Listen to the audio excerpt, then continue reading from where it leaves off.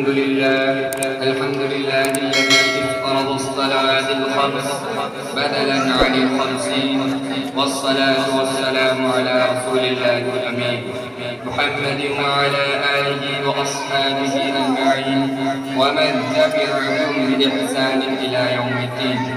أما بعد، فيا معشر الإخوان، إن الله تعالى خلق العالم كله، وخلق الأشجار والأحجار، وخلق السماوات والأرضين للإنس والجن، وخلق الإنس والجن لعبادته الخالص وتعبده الجليل. هذه ميزة خاصة من ميزات الإنس والجن، هذه ميزات خاصة من ميزات الإنس والجن، لأنهما خلقا لطاعة الله تبارك وتعالى، كما قال الله عز وجل في القرآن الكريم: وما خلقت الجن والإنس إلا ليعبدون.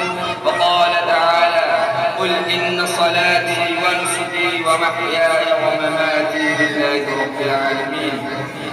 ويا أيها الناس، هاتان الآيتان الكريمتان تدلان على هدف الجن والبشر وغايات الأشياء الأخرى من العالم.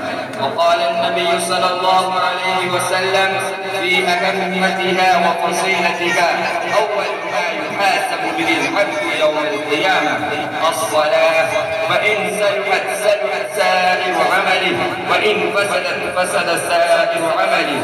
وقال: الصلاة عماد الدين، ومن أقامها أقام الدين، ومن هدمها هدم الدين. وقال رسول الله صلى الله عليه وسلم في مقام آخر: مفتاح الجنة الصلاة، رواه أحمد. أيها الإخوة، فعلينا أن نهتم بالصلاة، وعلينا أن نواظب على الصلاة كي نفوز في الدنيا والآخرة. أكتفي بهذه الكلمات، والله الموفق والمستعان، وما علينا إلا البلاغ.